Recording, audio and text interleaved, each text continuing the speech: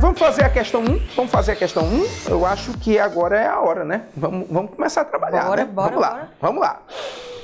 Admitidas várias formas de resistência, não podemos deixar de reconhecer que, pelo menos, até as últimas décadas do século XIX, os escravos africanos ou afro-brasileiros não tiveram condições de desorganizar o trabalho compulsório. Bem ou mal, viram-se obrigados a se adaptar a ele, dentre os vários fatores que limitaram as possibilidades de rebeldia coletiva. Lembremos que, ao contrário dos índios, os negros eram desenraizados de seu meio, separados arbitrariamente, lançados em levas sucessivas em territórios estranhos. Sobre a escravidão de índios e negros no Brasil colonial, é correto afirmar. Coloca aí no teu material que eu estou falando sobre o Brasil colonial. É bom que o pessoal saiba que Brasil colonial é um dos assuntos que mais tem caído, não é por outra coisa não. Pensa comigo, ó. Vou anotar umas coisinhas para você, quem sabe, anotar também, tá? Brasil tem 3 fases na sua história. A primeira fase é o Brasil colônia. A segunda fase é o Brasil império. E a terceira fase é o Brasil república.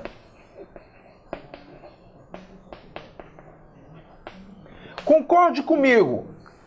Todas essas fases têm suas cronologias. Brasil colônia vai de 1500 a 1822, descobrimento e aqui a independência. Brasil império vai de 1822 a 1889, independência e proclamação da República. E proclamação da República insere a República, é claro, que vivemos até hoje. Faça uma conta rápida. Você notou uma coisa? Este período demora mais. Se esse período demora mais, ele tem mais fatos. Se ele tem mais fatos, eu posso fazer mais questões com ele. Não deixe de estudar Brasil colônia.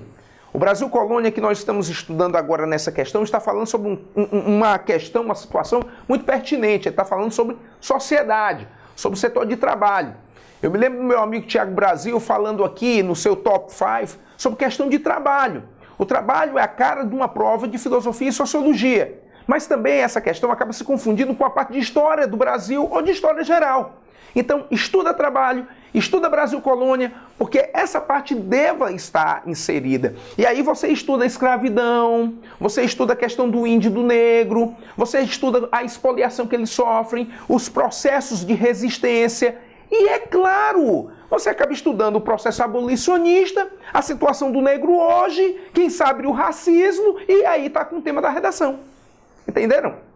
Então observa bem como a gente vai resolver essa questão. A gente vai procurar nesses processos de escravidão o que seria correto sobre eles, tá? Então, eu estou no Brasil colônia, estou falando sobre o processo escravista que pode se propagar. André Rosa, quando é que a escravidão acabou no Brasil? A escravidão no Brasil, por sinal, uma informação até triste lhe dizer, é que o Brasil foi o último país da América a fazer uma abolição. E essa abolição acontecerá no tempo do Segundo Reinado, isso é Império Brasileiro, em 13 de maio de 1888. Quer dizer, é a Lei Áurea, é a lei da abolição geral, tá bem? Opção A.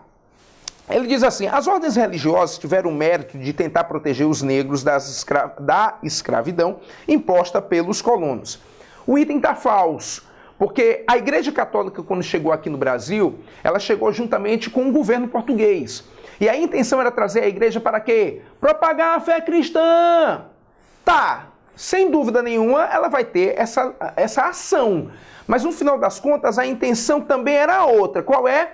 Propagar a fé cristã, para catequizar com essa fé o índio cristianizado vai ser amansado e amansado não oferece resistência nenhuma a um processo de invasão. Você está me entendendo? Porque o índio cristão não ataca o outro cristão. E esse cristão, súdito do rei, vira um súdito do rei. Então, no final das contas, a ordem da igreja era catequizá-lo. Mas o índio, não o negro. O item está falso. Opção B. Os índios resistiram às várias formas de sujeição, pela guerra, pela fuga, pela recusa do trabalho compulsório. Trabalho compulsório o que é, hein? É o trabalho escravo. O item está verdadeiro. É este item que você vai marcar, porque ele acaba indicando a ideia dessa resistência. Então, sem dúvida nenhuma, o item B de bola acaba sendo realmente o item para marcar. Vamos ver o erro dos outros. Opção C. Nos séculos 16 e 17, os grandes centros importadores de escravos foram São Paulo, Minas Gerais e depois o Rio de Janeiro. Vamos lá. Lembra uma coisa para mim, por favor. O Brasil começou a ser colonizado aonde? Rio? São Paulo? Minas Gerais? Foi isso? Foi? Pessoal do Rio, pessoal de São Paulo, pessoal de Minas Gerais. Foi por aí que começou a colonização? A resposta é não. Hoje são grandes centros populosos de desenvolvimento, sem dúvida nenhuma, mas para a condição, no caso, histórica, início de colonização, tudo foi começado pelo Nordeste. O Nordeste acabou se tornando a área inicial por uma questão muito simples. Por causa daquela história do Tratado de Tordesilhas, que eu não vou aqui desenhar, porque não vale a pena. Olha, se você soubesse o quanto eu sei desenhar bem, você ia dizer, pois desenha, pois é, mas não vale a pena, porque assim, é muito bonito, é tão bonito que você não vai querer assistir a aula, tá? Entenda bem, é você pensar assim, tá aqui o tratado, tá aqui o Brasil, pronto, olha só, pronto, acabou-se.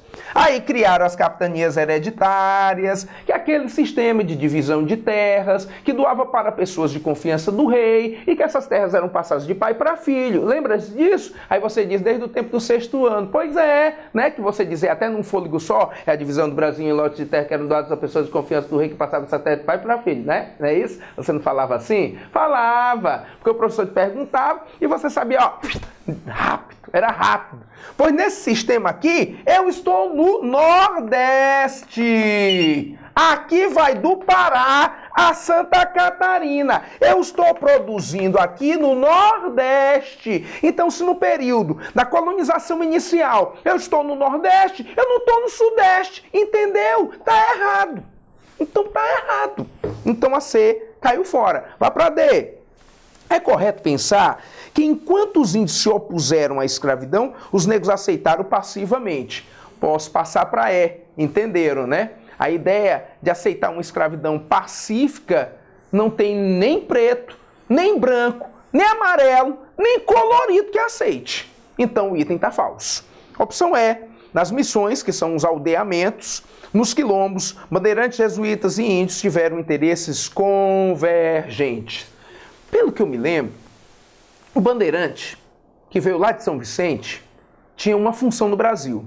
O bandeirante utilizava-se das suas técnicas para caçar negro fugido e destruir quilombos, procurar ouro, porque sabia-se, pelo menos imaginava-se, que em boa parte do Brasil poderia tê-lo, e principalmente caçar índio para transformar em escravo mais barato. Por sinal, essa função do bandeirante tinha um nome genérico, era chamado de sertanismo de contrato. Então, nesse caso, se o bandeirante caça índio para transformá-lo em escravo, isso não será uma intenção convergente do índio. O índio quer ser escravo? Não, o índio não quer ser escravo. Então, ele não tem o mesmo interesse de um bandeirante.